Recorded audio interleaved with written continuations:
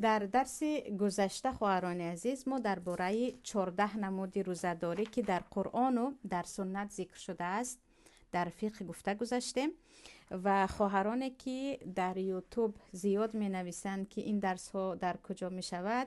درس های ما در یک هفته 2 بار روز سه شنبه و پنج شنبه در زوم می شود و ما دعوتنامه زوم را یا سلکه زوم را به گروه های تلگرام که داریم و اینچنین به گروه های واتساپ روانه میکنیم و هر خواهری که میخواهند از آنجا به ما پیوست میشوند. یعنی پیوست شدن به درس های ما که الحمدلله همش آزاد است، گشاد است، یگان مشکلی ندارد، هر خواهر میتوانند همراه شوند.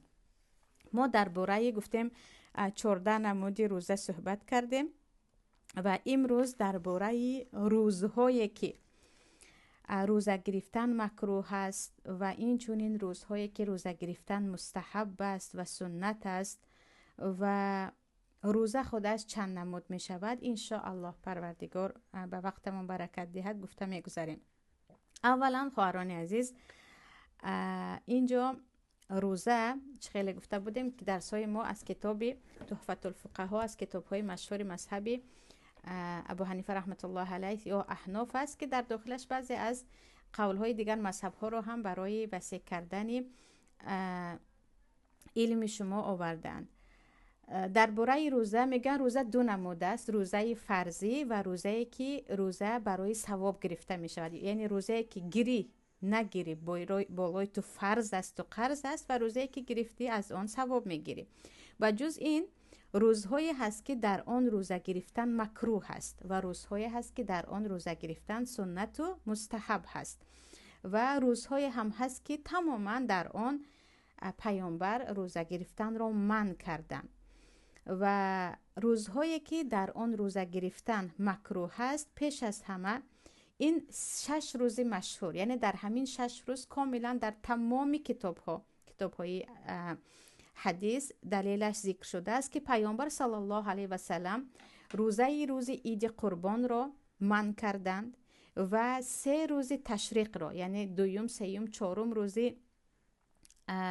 عید قربان را که ایام تشریق میگویند منع کردند و روز عید رمضان را پیامبر منع کردند و این چنین 1 روز یا 2 روز پیش از رمضان پیشواز گرفتن را پیامبر منع کردند. و درباره اینکه روز عید قربان یا گفتیم ایام تشریق رو برای بعضی خواهرها مشکل شدن، 4 روز عید قربان روزه گرفتن تماما ممکن نیست و این چنین روز عید رمضان یعنی 1 روز شوال تماما روزه گرفتن ممکن است که در یادم هست ما در خورده فکر میکردیم که از 1 روز شوال روزه گیریم، حتی بعضی ها در روز عید هم روزه دار بودن، در حالی که در مذهب ابو حنیفه رحمت الله علیه حتی مکروه گویند. بعضی از علما میگن حرام است، عموما انسان گناهگار میشود چون خلاف سنت است که پیامبر این روزها را ایام اکلی و شربی و ذکر الله گفتگی هستند، روزهای خوردن و نوشیدن و ذکر الله از روزهای رمضان نیست. یعنی این روزها رو روزه گرفتن حتی قضایی باشد هم ممکن است، کمی بعد انشالله میگویم.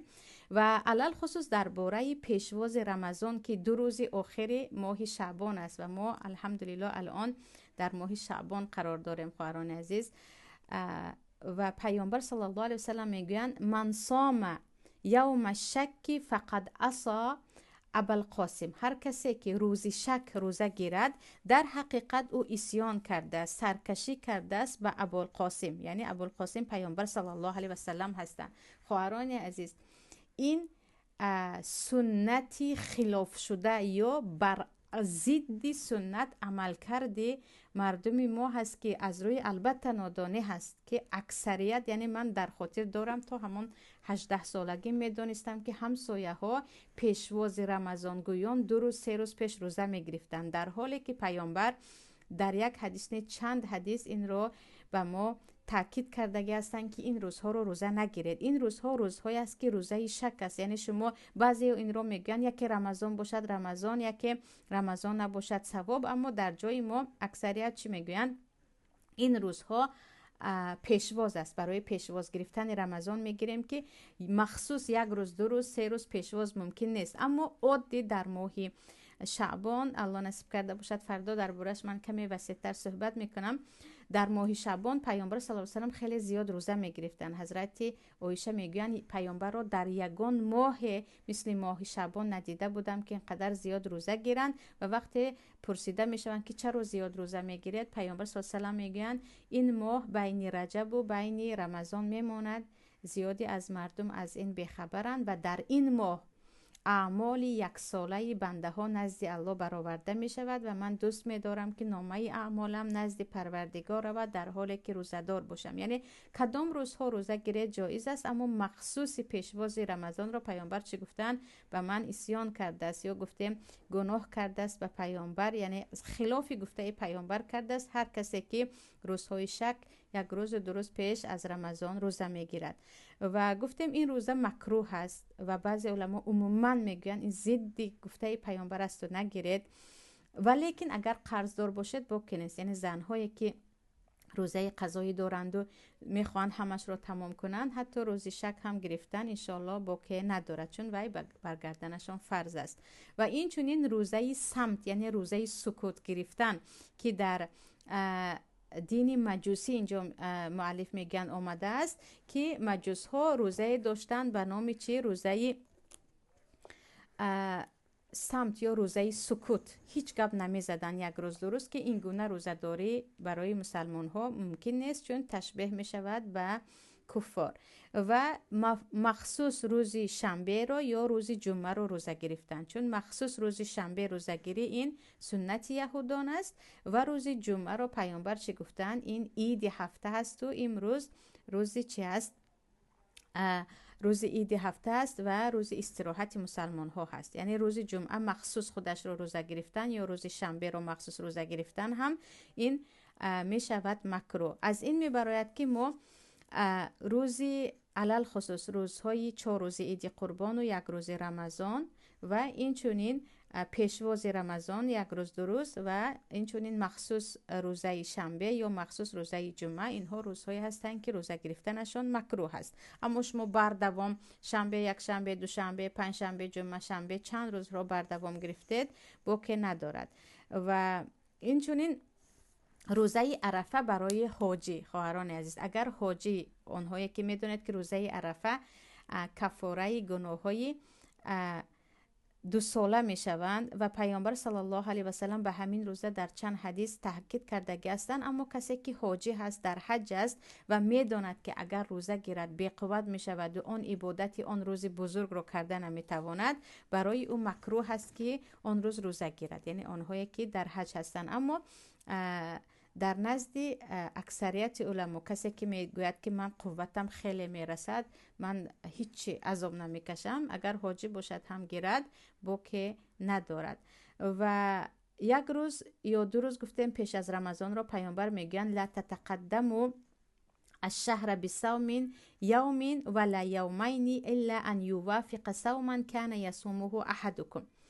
حدیث در بخاری مسلم است که پیامبر میگن ماه رمضان رو 1 روز یا 2 روز پیش روزه نگیرید مگر اینکه شما همیشه همیخیل یعنی روزه میگرفته باشید، روزه دائمیتون باشد که مثلا 5 شنبه به راست آمد یا دوشنبه یا گفتیم قضایی راست آمد. این چونین خواهران عزیز در ما روزه وصال، روزه که مثلا پی در پی هیچ روزه رو قد نکرده میگیرن مکروه هست، که این رو هم در کتاب های فقه وصال میگن. اما وصال اساسا همین است که شما 2 روز روزه میگیرید، یعنی امروز روزه گرفتید افطار نمیکنید، فردا روزه میگیرید و افطار میکنید در 2 روز، یعنی برای 2 روز 1 بار افطار میکنید. که پیامبر این روز رو روزه گرفتگی هستن اما امت رو من کردگی هستن، میگن مرا پروردگارم میخوراند و مینشاند، قوت پیامبر مثل قوت دیگرها نبود اما امت را من میکنن. یعنی روزه وصال گرفتن هم مکروه هست، یا اینکه روزه دهر 1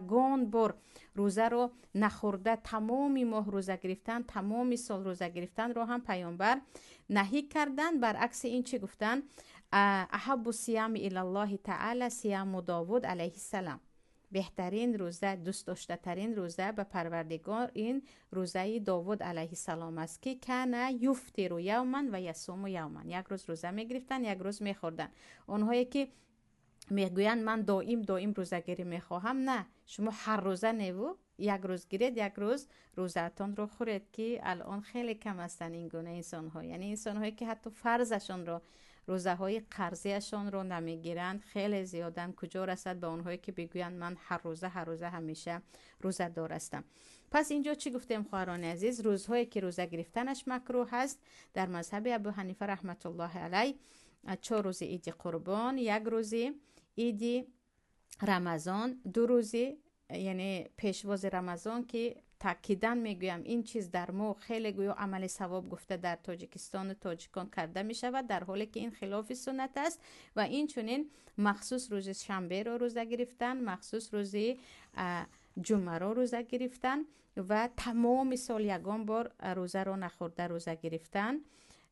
اینها چه است؟ روزه های هست که روزه های مکروه هست. اما روزه های مستحب،